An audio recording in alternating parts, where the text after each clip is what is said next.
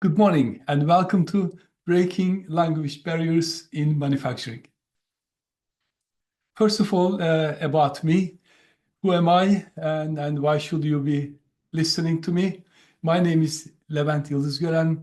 I have 33 years of language industry experience, started as a freelance translator, project management, production management, running the company, and also I served in various industry associations such as Institute of Translating and Interpreting, Association of Translation Companies.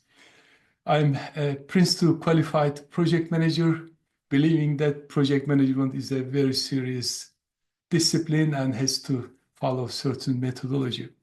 I'm a mentor, speaker, and author, and I'm a localization consultant as well. In 2021, I was very happy that I managed to publish my book, Good Business in Any Language, of course, with the support of our teams and family. So I'm grateful to everyone for supporting me in this. Now, today we have about an hour or less, depending on how we go. And the things that we will cover is the importance of accurate translations and the common mistakes that we come across in multilingual documentation and the cost of poorly translated documents. These are like this can silently lose you money, having poor translations. And the worst thing about them is that no one can spot it after a certain period of time lapses. And we'll talk about the best practices for producing multilingual documentation.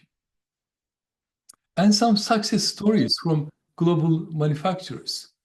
And our experience is based on 30 plus years of experience, and this is what we'll be sharing with the participants. And looking at the success of the global manufacturers will be inspirational as well. And then we'll have a questions and answers session. So what will be the key takeaways? One second. Okay. Okay, sorry, I missed the one slide.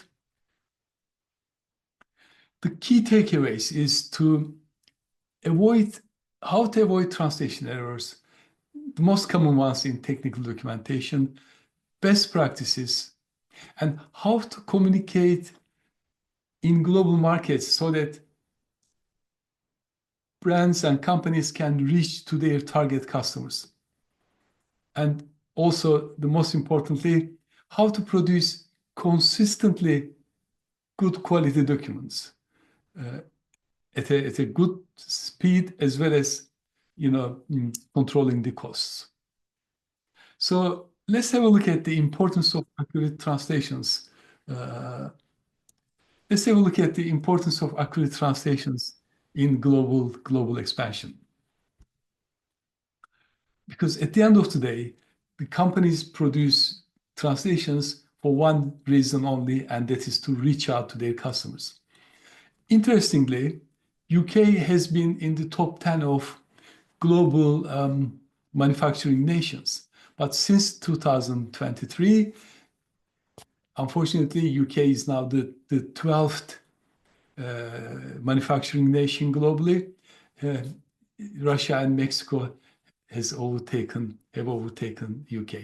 And this makes it even more important why the companies who would like to go global need accurate translations so that they don't take any chances with their target audience. Now, it is very clear, the experience shown that the global markets require accurate and localized communication. So what do we mean by localized? One example is the United States. We have, in most countries in Europe, we have the A4 size for documentation, for brochures, whereas in the States, their A4 size is different. So even starting with the size, it has to be localized so that the first impression is not a negative one with the target audience. Now, manufacturers face some common issues, and this is one of them is miscommunication in technical documentation and some compliance issues due to translation errors.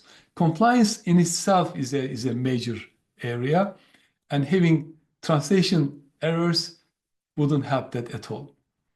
And last, but probably the most important one, if the information, the user manuals confuse the customers, it will create dissatisfaction among them. And confusion can come in many ways. It could be unclear, the unclear instructions. It could be different format. It could be the color used that is in contradiction to the country's cultural expectations. So there are many aspects that can end up confusing customers. And it's ideally the businesses need to avoid this so that there's no their efforts don't go to waste.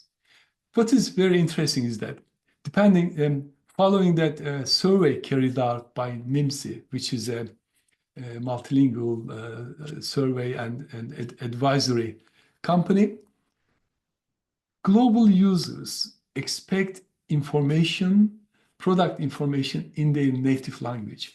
According to this survey, 9 out of 10 of them will actually ignore any products that is not in their native language. So that makes it even harder for the companies who would like to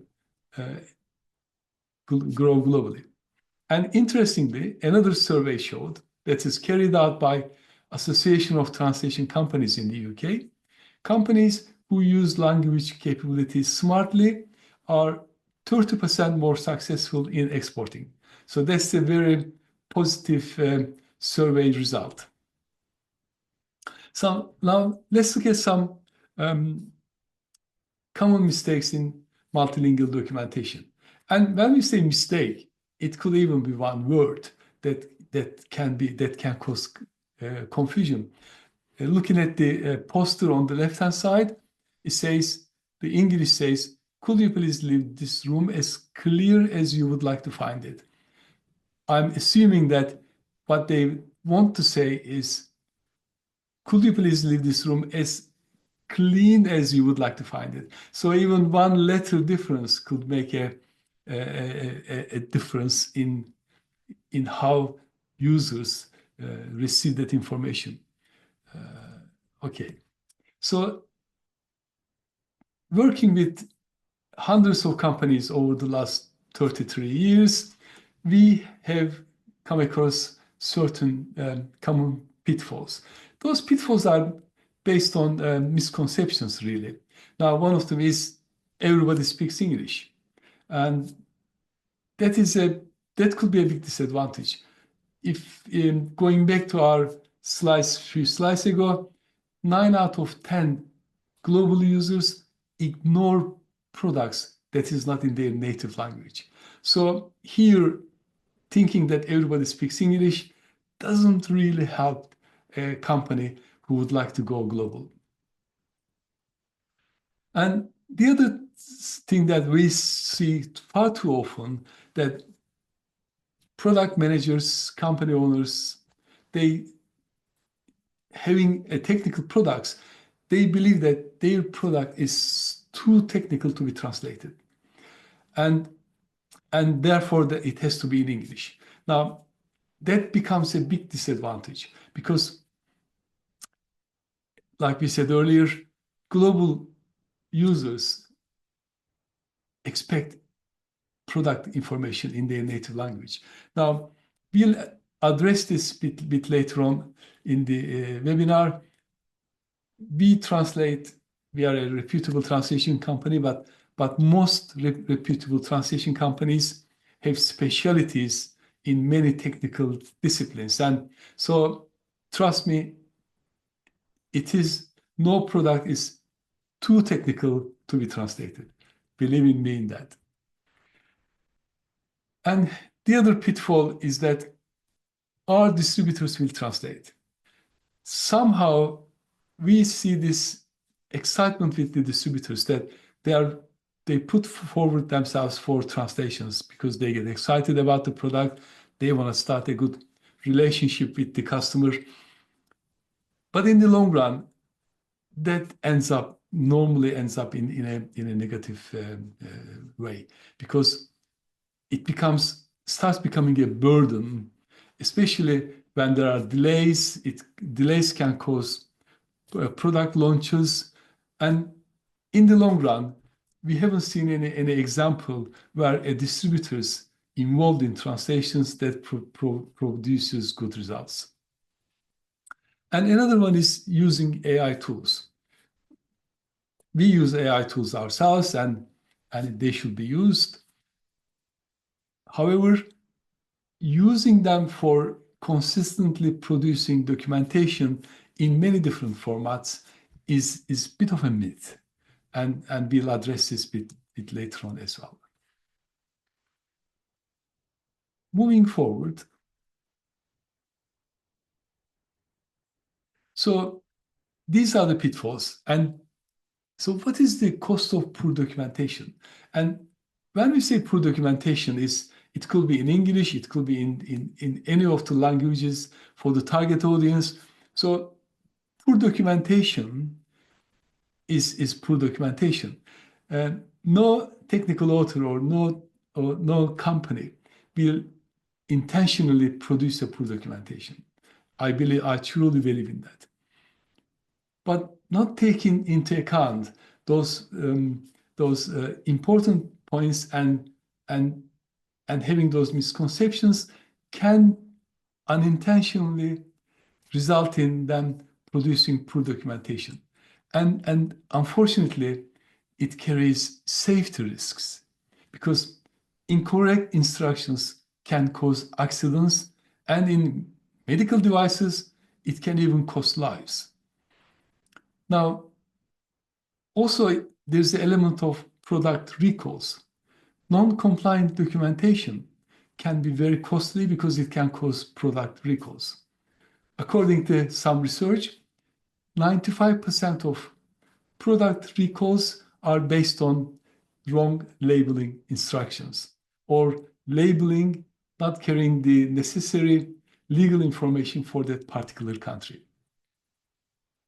And in the long run, it will definitely damage the brand, because if the marketing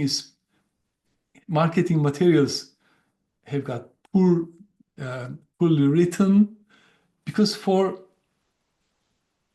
the native readers, it is written in their language. So they don't look at it as a translation. They see this as a document in their native language. And if it is poorly written, it will definitely create a brand damage.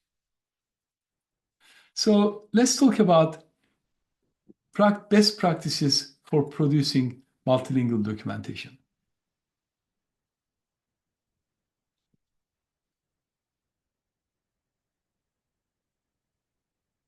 So why translate? It will help us reaching customers. It builds trust and creates brand credibility. When native readers, native customers see the information in their languages, they have a connection with the brand or the company. And of course, it provides international compliance and safety, which are paramount for the companies to continue with their international presence. So translating makes total sense. Also, it enables companies, businesses to use their existing documentation. Any business that is ready to export globally. We'll have a website, we'll have series of brochures, series of data sheets, user manuals. So translating these will have the best return on investment because those documents are already there.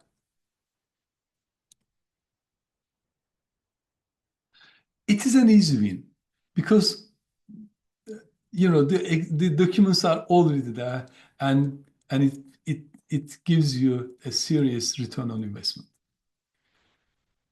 What needs to be translated or what should be translated? Obviously, there's a constraint with time and the budget, but ideally, user manuals, website content. Website content means it doesn't have to be the whole website that needs to be translated. The company may have numerous products, but in certain country, they may be launching 1 or 2 products.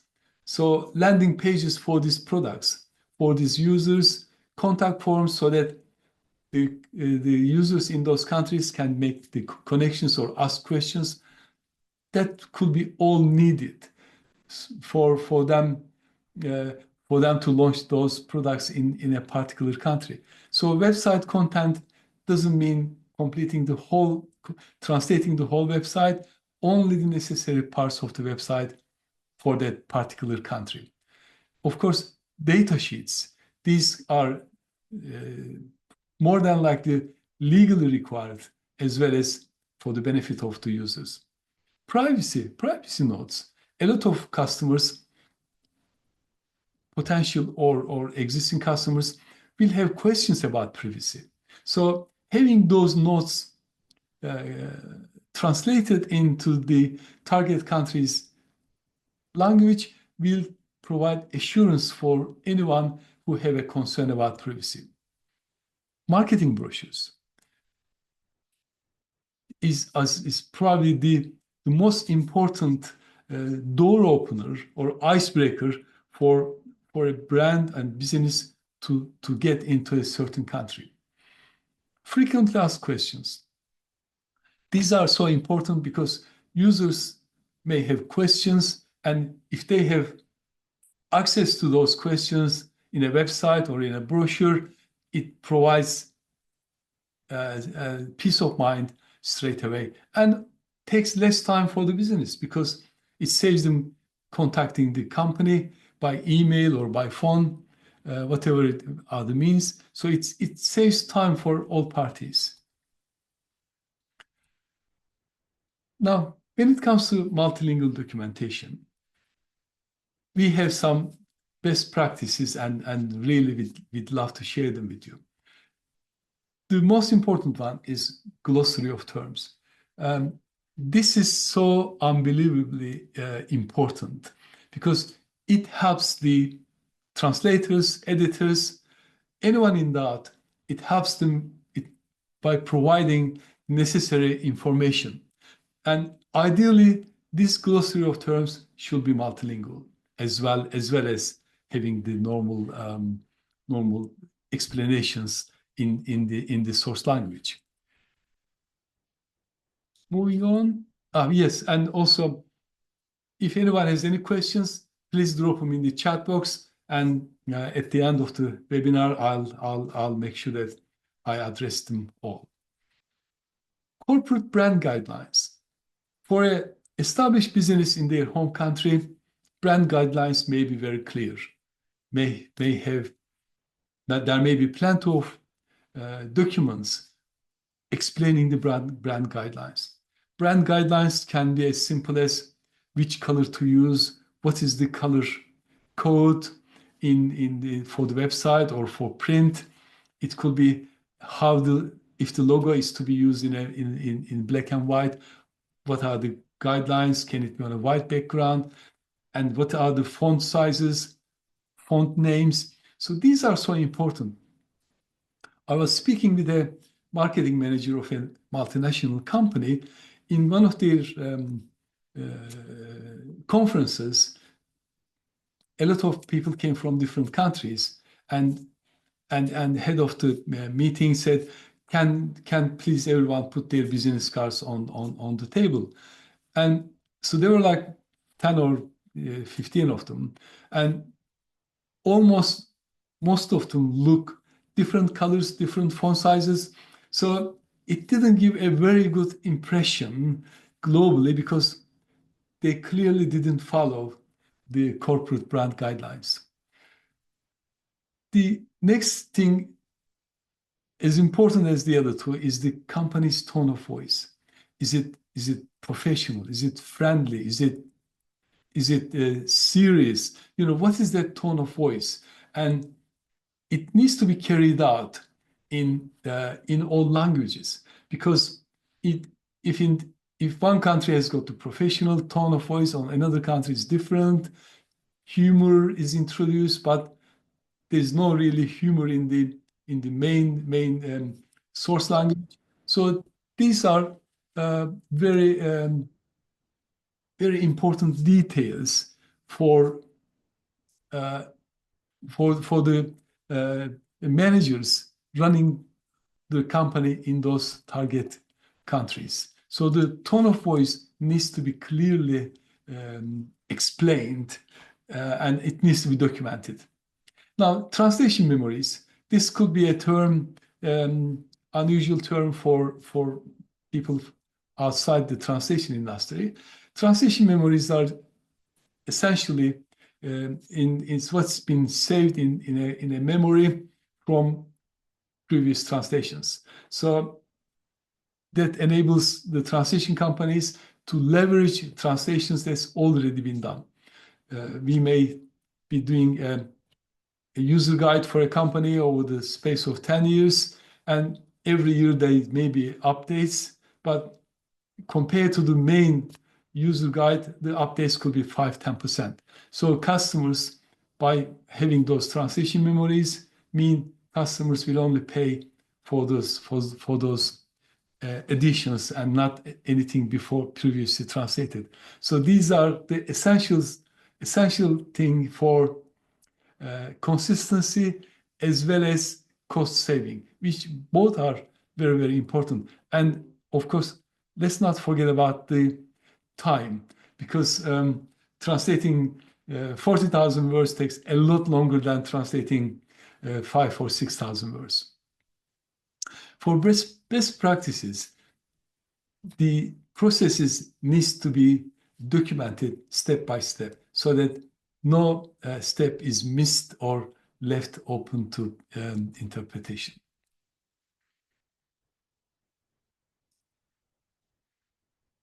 Let's continue with the best practices.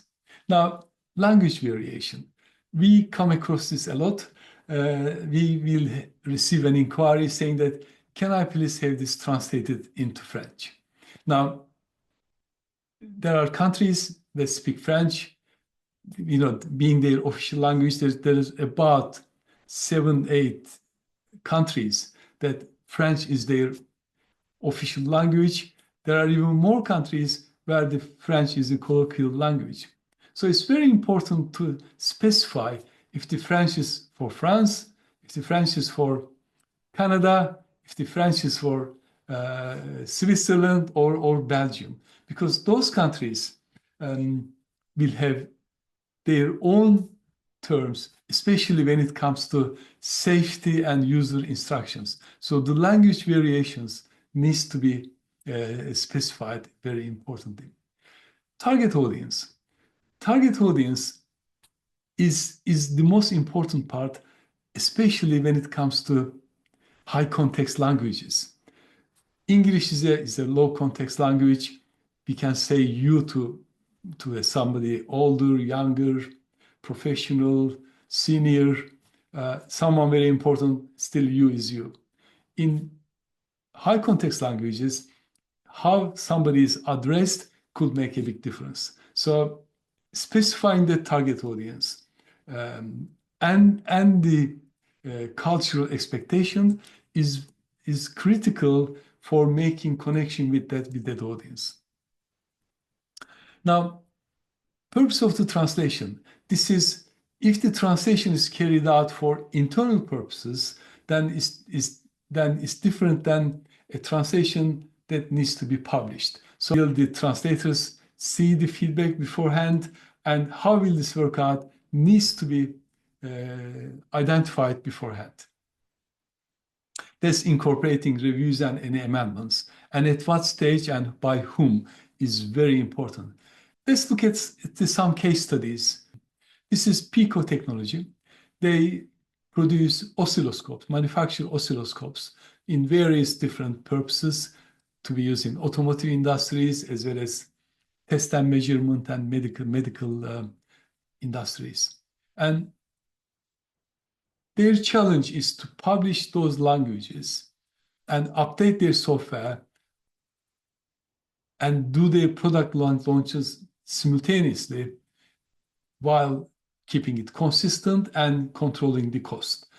Having the documentation process to accommodate all these languages in the formats that they are required to do for printing, for publishing, and that could be data sheets, marketing brochures, user guides, is essential for them because most product launches has to be done in accordance with the local regulations. So this is a company now, I believe their global revenue is far more than their revenue that they get from their UK customers. So that's a really good example of how translations can work for a company.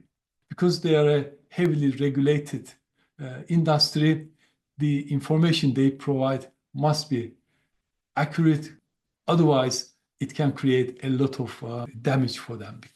Having manufacturing safety equipment, anything that is wrongly translated can have serious consequences for them. And working closely with us for the last 10 or 15 years, they have been successfully producing those documents and expanding into even more markets. So now that we talk about our customers, and I'd love to mention how TTC would support a global brand. The most important part is providing them with experienced specialist translators who are native translators, only to translate in their mother tongue and only in the subjects that they are experienced in. So providing those specialist translators is one of the most important first steps. And our qualified project managers will manage the translation project. This means project managers managing those means finding solutions even without involving the customer in most cases. And being proactive means solving the problems even before they become an issue. The competitive marketplace, time to market is as important as the quality of the product. So doing this timely is really important for the global brands. And of course, having a reputable translation company providing those services to their marketing team, to their technical authoring team, is a big contribution to them because there are no issues or any issues are dealt with even before they become a problem. I mean, this is a typical translation project steps. So, I'll go very quickly with them. Coming from the initial brief from the customer, updating terms of glossary, creating translation teams, getting together all the previous collateral documents, translation memories, and informing the team, creating project packages. This is involving the all translation memories together so that there's no version problem. And of course, creating purchase orders, specifying exactly what is being required, how much is to be paid is very, very important. And following up with translators and ironing out any problems, dealing with queries, checking deliverables. There's about 12 steps, if not more, during the life cycle of a project. So this may look like a very long list, but for experienced project managers, this is just a normal thing. And of course, with this human experience, we have a clear methodology and the technical abilities to facilitate this. In the middle of everything is our translation management system that enables us to provide a communication with project managers, client, and translators. Seamless connectivity. And it could be a variety of inputs going into the translation management system, and it helps us to create multiple formats from the same system, so that for our clients, if they publish the brochure and they want to do a website or web landing page afterwards, they can get the benefit of the same translation memory. This is important for consistency. This is important for time. And of course, it's important for costing. So let's have a look at the key takeaways. Translation mistakes can be costly. Cultural aspects are as important as technical details, and accurate translations ensure compliance and safety, and of course the customer satisfaction. And following best practices is the only way to reach customer satisfaction. You can actually book a free consultation by scanning this QR code or emailing me at levent@ttcvtranslate.com. And in this free consultation, we can look at your any challenges that you may have, or it may be something that you need to do or not working for you, or we would like to make it even better.